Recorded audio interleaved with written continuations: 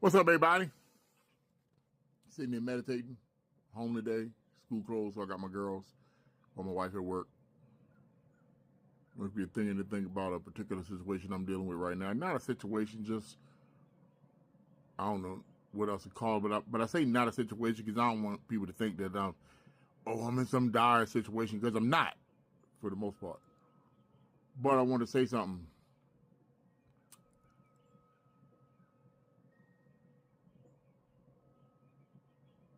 Whatever the Father in heaven called you to, you got to make sure that you surround yourself with people who align with what the Father called you to.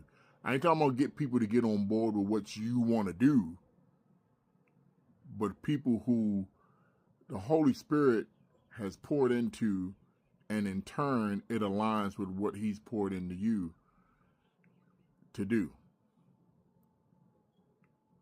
One, because if you have people that get on board with you just because they like you, but they aren't aligned, the what God has called them to do does not align with what God has called you to do personally, then the same passion won't be there, the same drive, the same fortitude, so forth and so on.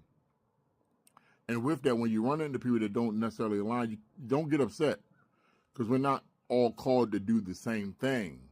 We're all called to work in the same kingdom, but the kingdom has different functions. Secondly, you got to be careful expecting people to stop what they're doing to get on board with what you are called to do. You can't expect somebody that's been active in what they've been called to do for 10 years to drop what they're doing to get on board with your grassroots vision.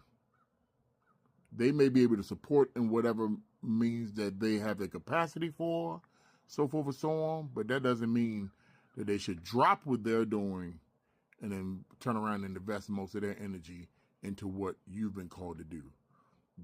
King David had a vision to build God a temple. Speeding the story up, God told him no. But what the Father in heaven did allow him to do was get the resources that were needed to build the temple, and in turn Solomon built the temple. So there are three different pieces. King David, Hiram of Tyre, and Solomon were three people who were necessary for this to come to pass, but they didn't work closely. You know what I mean? When Nehemiah was called to build the wall, like the law was against the high priest doing manual labor.